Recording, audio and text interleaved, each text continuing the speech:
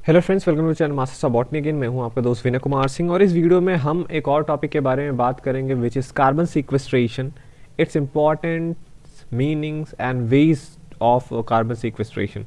तो सबसे पहले जैसा कि मैं आपको कोई भी चीज़ के बारे में बताता हूं कि जब भी कोई टॉपिक आपके सामने आता है तो वो किसी न किसी एक समस्या के लिए ही आता है, किसी न एक समस्या को सुलझाने के लिए वो आता है। तो प्रॉब्लम क्या है हमारे पास? अगर आप देखोगे पिछले 150 सालों में जो कार्बन है हमारे एटमॉस्फेयर में, जो भी परसेंटेज है, जो भी उसका अमाउंट है हमारे वातावरण में, वो अप्रॉक्सीमेटली 30% जो है बढ़ गया है। तो बढ़ने से क्या प्रॉब्लम हमें हो रही है?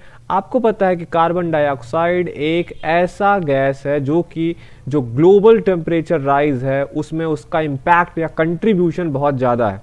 ठीक है, तो प्रॉब्लम क्या है कि जो ग्लोबल टेम्परेचर राइज हो रहा है हम उसको घटाने की कोशिश कर रहे हैं कि जब टेम्परेचर लो हो क्योंकि उसके बढ़ने से बहुत सारे प्रॉब्लम होंगे, हमें पता है। ठीक है, तो उसमें से जो एक सबसे बड़ा कंट्रीब्यूटर है ग्लोबल वार्मिंग का वो है आपका कार्बन डाइऑक्साइड, और उसका जो अमाउंट है वो लगातार इंक्रीज हो रहा है हमारे एटमॉस्फेयर में।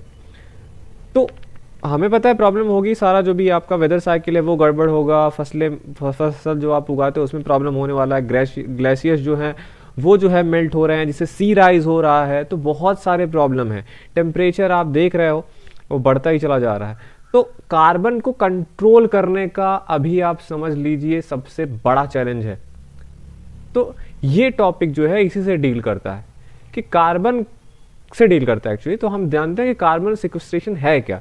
तो सबसे पहले सिक्वेस्ट्रेशन क्या है कि कोई भी एक्ट जो सेपरेट करे, मतलब पहली बात तो पृथक्करण हो, अलग किया जा रहा हो और उसको स्टोर किया जाए।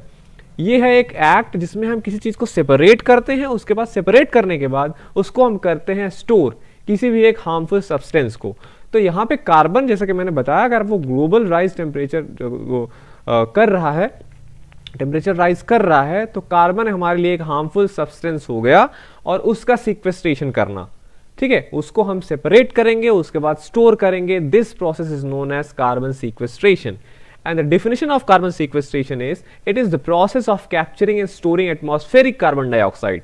हमें और कहीं से प्रॉब्लम नहीं है, हमें एटमॉस्फेरिक कार्बन से हमारा मतलब है, क्योंकि एटमॉस्फेयर में रहने से वो जो सन से रेज आती हैं हमारे पृथ्वी पे और फिर वो जो बैक होती हैं उनको वो करता है ट्रैप, जिसकी वजह से हमारा क्या होता है, अर्थ का टेम्परेचर बढ़ता जा रहा है। तो carbon sequestration is a process of capturing and storing atmospheric carbon dioxide to prevent it from contributing to climate change.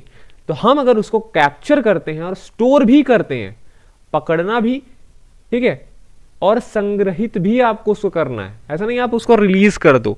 तो कार्बन सीक्वेस्ट्रेशन का डेफिनेशन ये हुआ।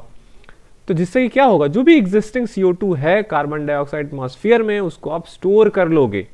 कई सारे रिजर्वायर्स हैं, कई सारे हमारे पास स्रोत हैं जिसमें आप उसको स्टोर कर सकते हो, वो भी लंबे समय के लिए। ऐसा नहीं कि आप 4-5 साल के लिए उसको स्टोर करने जा रहे हो। तो कार्बन जो है हमारे एटमॉस्फेयर में, उसको कैप्चर करने का प्रोसेस, फिर उसको स्टोर करने का प्रोसेस, यही आपका क्या कहलाता है, कार्बन सीक्वेस्ट्रेशन कहलाता है।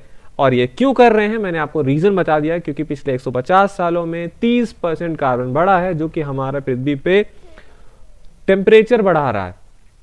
अब इंपॉर्टेंस क्या है कार्बन सीक्वेस्ट्रेशन? पहली बात तो आप डेफिनेशन लिख दोगे, फिर कोई आपसे पूछेगा कि कार्बन सीक्वेस्ट्रेशन आप क्यों करना चाहते हैं, तो वहां पे आप प्रॉब्लम पहले बता सकते हो कि ये प्रॉब्लम है। तो स्टोर जब आप करोगे, कैप्चर करोगे, स्टोर करोगे, तो क्या होगा? सबसे पहला इंपॉर्टेंस कि हम जो है क्लाइमेट चेंज से लड़ेंगे, जलवायु परिवर्तन से लड़ना हमारा एक मुख्य उद्देश्य है कार्बन सीक्वेस्ट्रेशन करके। तो एक प्रकार से जैसे आप सोच सकते हो कि अगर आप क्लाइमेट चेंज बोला जाए तो आप कितनी तरीके से जो है, क्या आपके पास तरीके हैं जिससे आप क्लाइमेट चेंज से लड़ सकते हो? तो उसमें से एक तरीका है कार्बन, क्या, कार्बन सीक्वेस्ट्रेशन। तो एक क्रूशियल टूल है जिससे आप कम कर सकते हो, मिटिगेट कर सकते हो जो क्लाइमेट चेंज के इफेक्ट्स हैं, by reducing greenhouse gas concentration in the atmosphere. And I have told you already that carbon dioxide is one of the most and greatest contributor of temperature rise. Okay, so एक ये चीज होगी। दूसरा, हमारा लक्ष्य है net zero emission करना। अब नेट जीरो इमिशन से आप क्या समझते हो? इसको हिंदी में आप कह लो शून्य, शुद्ध शून्य उत्सर्जन। तो कार्बन सीक्वेस्ट्रेशन आपको नेट जीरो इमिशन करने में भी हेल्प करेगा, जहां पे हम जितना amount of carbon dioxide atmosphere में रिलीज कर रहे हैं उतना हम रिमूव भी कर लें, तो इसको क्या कहते हैं, नेट जीरो इमिशन बोलते हैं। मतलब जितना आप कार्बन डाइऑक्साइड रिलीज कर रहे हो उसका फिर बैलेंस कर लो उस अमाउंट को रिमूव करके, तो इसको क्या बोलेंगे, नेट जीरो इमिशन बोलेंगे। अब जो आपका थर्ड पॉइंट है वो है कॉम्प्लीमेंट्री टू इमिशन रिडक्शन।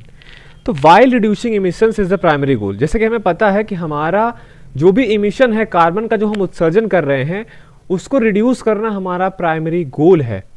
और ये जो कार्बन सीक्वेस्ट्रेशन का मेथड है ये भी एक तरीके का आप कह लीजिए तरीका है जिससे हम जो अनअवॉइडेबल इमिशंस हैं और जो भी पास्ट में इमिशंस हुए हैं उसको कंपनसेट कर सके।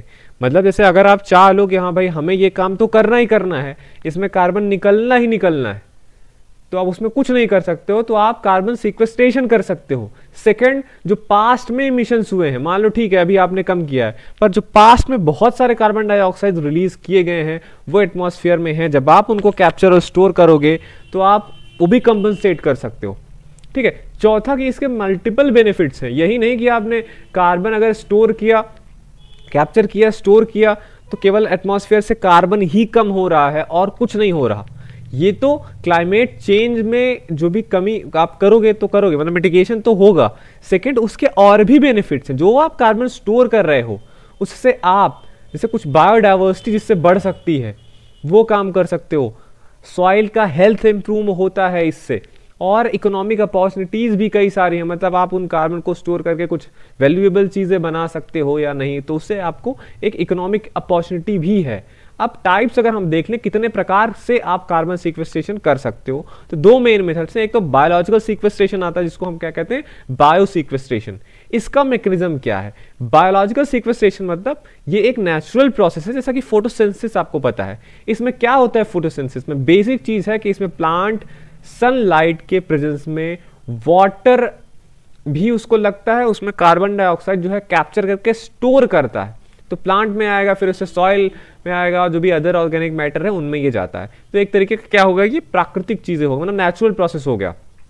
ठीक, एग्जाम्पल अगर आप देख लो तो रिफॉरेस्टेशन है, जैसे कहीं पे वन कट गया हो, जो भी जंगल है कट गया हो, आप फिर से प्लांट लगा दो तो रिफॉरेस्टेशन हो गया।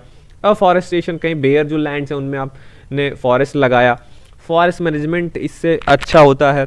बायोचार एप्लीकेशन है एक, ठीक है, बायोचार भी आप कह लो, बायोचार जैसे थोड़ा सा ऑक्सीजन जहाँ पे कम होता है उसमें हम जो है हीट करते हैं जो भी ऑर्गेनिक मैटर होता है, तो बायोचार बनता है। तो सस्टेनेबल फार्मिंग प्रैक्टिसेस भी करके हम कार्बन का सीक्वेस्ट्रेशन करते हैं, मतलब सॉइल में जो कार्बन है उसको हम ना निकलने दें, तो वो जो है सस्टेनेबल फार्मिंग के थ्रू आ सकता है। अब बायोचार मैंने आपको बताया, इसमें डेफिनेशन आपको आना चाहिए।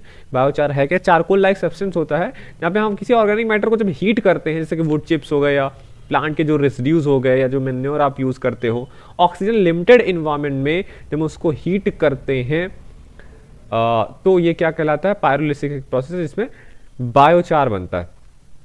ठीक है। दूसरा तो ये जितना मैंने ऊपर आपको बताया ये किस में आते हैं, एफॉरेस्टेशन, रिफॉरेस्टेशन, ये सब बायोचार एक्सेट्रा बायोलॉजिकल सीक्वेस्ट्रेशन में आते हैं। Second, geological sequestration. इसमें क्या होता है, ये कैसे काम करता है, जियोलॉजिकल सीक्वेस्ट्रेशन में जो भी कार्बन डाइऑक्साइड होता है उसको हम अंडरग्राउंड, जमीन के नीचे जो जैसे जियोलॉजिकल फॉर्मेशंस हैं, जैसे सैलाइन एक्विफर्स हैं, ठीक, सैलाइन एक्विफर्स क्या हो गए, ये अंडरग्राउंड जो होता है, जो रॉक है होता है जहाँ पे साल्टी वाटर होता है, तो यहाँ पे सैलाइन एक्विफर्स बने होते हैं जमीन के नीचे। ये फ्रेश वाटर जो एक्विफर्स हैं जो हम पीने वीने के लिए, जो भी आप कुआं खोदते हो तो वो फ्रेश एक्विफर्स होते हैं, वहाँ से हम पीने के लिए पानी निकालते हैं, तो वैसे सैलाइन एक्विफर्स होते हैं। तो वो ड्रिंकिंग और इरिगेशन के पर्पज़ के लिए सही नहीं होते, तो वहाँ पे हम उसमें कार्बन डाइऑक्साइड कैप्चर करके स्टोर कर सकते हैं, तो ये जियोलॉजिकल सीक्वेस्ट्रेशन हो गया। सैलाइन, या तो जहाँ पे depleted oil and gas reservoirs हो, मतलब जमीन के नीचे कहीं से आपने ऑयल निकाला या गैस निकाला, तो वो जो जगह वहाँ पे बची, हम वहाँ पे कार्बन डाइऑक्साइड जमीन के अंदर दबा सकते हैं, तो वो सब क्या हो गया, जियोलॉजिकल सीक्वेस्ट्रेशन में आ गया। इसके एग्जाम्पल आप देख लो, कार्बन कैप्चर CCS प्रोजेक्ट्स हैं जैसे, जहाँ पे CO2 को कैप्चर किया जाता है इंडस्ट्रियल सोर्सेज से, और फिर उसको डीप अंडरग्राउंड में क्या किया जाता है, इंजेक्ट कर दिया जाता है। अब कार्बन सीक्वेस्ट्रेशन करने के तरीके कौन कौन से हो सकते हैं, एक जैसे आपने टाइप पढ़ा वैसे ये भी है, ways to achieve carbon sequestration. तो नेचुरल मेथड्स हैं, वैसे ही मेथड्स हैं। नेचुरल मेथड्स में मैं आपको बताऊँ फॉरेस्ट्री, आप उसी तरीके से समझ लीजिए जैसे अभी अपने पीछे क्लासिफिकेशन पढ़ा। फॉरेस्ट्री में क्या है, मतलब प्राकृतिक आधारित जो समाधान हम कर सकते हैं कार्बन सीक्वेस्ट्रेशन करने के लिए। तो हम प्रोटेक्ट कर सकते हैं जो भी हमारे पास एग्जिस्टिंग फॉरेस्ट है, ताकि वो कार्बन का स्टॉक ना जाए, ठीक है। रिफॉरेस्टेशन कर सकते हैं, एफॉरेस्टेशन प्रोजेक्ट्स क्रिएट कर सकते हैं, और ऐसे ऐसे हम कार्बन के सिंक को बढ़ाएंगे जब प्लांट्स रहेंगे, क्योंकि आपको पता है मेनली हमारी बॉडी, प्लांट्स की बॉडी सब मेनली कार्बन के बने हुए हैं। जितने ज्यादा वो रहेंगे, वो जो कार्बन उसमें आएगा वो एटमॉस्फेयर से ही आएगा। In the process of photosynthesis they fix the atmospheric CO2, तो वो वहां पे CO2 फिक्स हो रहा है, कार्बन सिंक बन रही है। तो फॉरेस्ट्री एक है। वेटलैंड्स ऐसे हैं, जैसे वेटलैंड्स में भी बहुत सारे जलीय जीव पौधे उसमें वो रहते हैं, तो हम उसका वेटलैंड्स को रिस्टोर किया जा रहा है, ठीक है, जिससे कि नेचुरल कार्बन स्टोरेज कैपेसिटी बढ़े। फिर सॉइल को भी आप मैनेज कर सकते हो सस्टेनेबल एग्रीकल्चरल प्रैक्टिसेस से, जैसे कवर क्रॉपिंग हम बोलते हैं। मतलब जैसे कि हम जो कैश क्रॉप्स लगाते हैं, जिसको हम बेच के पैसा वैसा कमाते हैं, कैश क्रॉप्स बोलते हैं, जो इकोनॉमिकली जो यूजफुल प्लांट्स होते हैं, उनके बीच में एडिशनल क्रॉप्स आप लगा दो तो इससे पूरा कवर रहता है। या तो ऑफ सीजन में जो सॉइल खुली हुई रहती है उस पर आप क्रॉप लगा दो, तो भी एक तरीके से किसमें कार्बन सीक्वेस्ट्रेशन में आ जाएगा। तो ये तो एक चीज हुआ, क्या है, कवर क्रॉपिंग। दूसरे से नो टिल फार्मिंग हुआ, मतलब जो सॉइल का डिस्टर्बेंस है हम वो कम कर दें, टिलेज कम कर दें, या तो टिलेज प्रैक्टिसेस जैसे जुताई उताई की वो है हम उसे किसी तरीके से कम कर पाएं, ठीक है, ताकि हमारा कार्बन लॉस ना हो। तो वही है कि कवर फसल का क्या मतलब हो गया, जो नकदी फसल है उसके बीच में, या तो जो ऑफ सीजन में खाली खेत पड़े रहते हैं उसमें हम उसको मिट्टी को ढकने के लिए अतिरिक्त फसल उसमें उगा दें, या तो बिना जुताई वाली खेती, या तो न्यूनतम मिट्टी की जुताई करो, या तो पूरी तरीके से जुताई की प्रक्रिया को हम समाप्त कर दें। जब सॉइल मैनेजमेंट के थ्रू आ गया। अब ऐसा नहीं है कि हमेशा हम फॉरेस्ट ही लगाएंगे, सॉइल मैनेजमेंट ही करेंगे, वेटलैंड्स ही बनाएंगे। हमारे पास टेक्नोलॉजिकल सॉल्यूशंस भी हैं जिससे हम कार्बन को कैप्चर कर सकते हैं, जैसे डायरेक्ट एयर कैप्चर, जिसे DAC बोलते हैं। ये क्या करता है, एटमॉस्फेयर से CO2 को डायरेक्टली कैप्चर कर लेता है। बहुत सारी टेक्निक्स हैं। फिर carbon capture and storage, CCS एक टेक्निक हो गई। ये लेकिन इंडस्ट्रियल सोर्सेस हो गए, जैसे पावर प्लांट्स हो गए, उनसे ये क्या करता है, कार्बन को कैप्चर करता है और फिर उसको स्टोर करता है अंडरग्राउंड। और एक प्रोसेस है हमारा इनहैंस वेदरिंग, जहां पे क्रस्ट रॉक्स जैसे होती हैं, कुछ ओलिवाइन हो गई, उनको लैंड पे स्प्रीड कर दिया जाता है और वो नेचुरली जो है कार्बन के एब्जॉर्प्शन के प्रोसेस को करते हैं। और ये जो ओलिवाइन है, ओलिवाइन, ये एक मिनरल रिच कह लीजिए वो है, रॉक है, मैग्नीशियम आयन रिच होता है। जब ये वाटर और कार्बन डाइऑक्साइड से एक्सपोज होता है एटमॉस्फेयर में, तो नेचुरल इसमें केमिकल रिएक्शन होता है और ये CO2 को कैप्चर करता है और स्टेबल कार्बोनेट मिनरल्स के फॉर्म में। तो ये इनहैंस वेदरिंग प्रोसेस हो गया। फिर और कुछ इमर्जिंग टेक्नोलॉजीज हैं जिससे आप कार्बन सीक्वेस्ट्रेशन के वेज में ये आगे से बायोचार प्रोडक्शन, बायोमास को जो भी आप प्लांट इधर उधर से मिले उसको चारकोल में बदल कर मिट्टी में मिला दो, तो इससे कार्बन भंडारण मतलब कार्बन स्टोरेज को बढ़ाया जा सकता है। ओशियन फर्टिलाइजेशन भी एक चीज़ है, मतलब जिन न्यूट्रिएंट्स को जो है उसमें डाल दो ओशंस में, समुद्र में, समुद्री उर्वरीकरण इसे कहा जाता है, जहाँ फिर उसके सरफेस पे फाइटोप्लैंक्टन जो होते हैं वो उनका ग्रोथ होगा, जो कि फोटोसिंथेसिस जब करेंगे तो वो स्टोर करेंगे कार्बन का, ठीक है। तो ऐसा ही नहीं है ये सब सारी कहानी मक्खन की तरीके से, इसमें चैलेंजेस भी हैं, स्केल का प्रॉब्लम है कि जो भी ये सोल्यूशंस हम बता रहे हैं क्या ये इनफ हैं कि ये एटमॉस्फेरिक कार्बन को एक सिग्निफिकेंट लेवल पे स्टोर करके रखेंगे। दूसरा कॉस्ट का भी प्रॉब्लम है, जो भी टेक्नोलॉजीज हैं हमारे पास वो बहुत महंगी है, ठीक। तो महंगा होने का मतलब है कि भैया हमें ये नहीं चाहिए, ठीक। सस्टेनेबिलिटी की बात है कि जो इससे परिणाम निकले, ठीक है, ये हमारा सुनिश्चित करना हुआ कि इन तरीकों से कुछ अनइंटेंडेड में जो हमारा लक्ष्य ना हो वैसा कुछ रिजल्ट हो जाए, एनवायरनमेंट के साथ कुछ ऐसा कॉन्सिक्वेंसेस हो जाए। चौथा, मॉनिटरिंग एंड वेरिफिकेशन, कि आप भैया कैप्चर तो कर रहे हो, स्टोर भी कर रहे हो, उसका मॉनिटरिंग भी आपको करना पड़ेगा और वेरिफिकेशन भी करना पड़ेगा कि हाँ हमने CO2 स्टोर भी कर दिया। नहीं तो आप उधर CO2 रिलीज कर रहे हो, फिर उसके बाद हाँ हम जो है जीरो नेट एमिशन पे जा रहे हैं, हम जितना निकाल रहे हैं उतना कार्बन स्टोर भी कर रहे हैं पता चले कि आप निकाल तो रहे हैं, जो कार्बन स्टोर कर रहे हैं वो सही से स्टोर नहीं हो रहा है, फिर से एटमॉस्फेयर में चला गया, तो ऐसे ऐसे एटमॉस्फेयर में कार्बन डाइऑक्साइड और बढ़ता जाएगा। तो ये था आपका पूरा टॉपिक, क्या था, कार्बन सीक्वेस्ट्रेशन के बारे में। ठीक।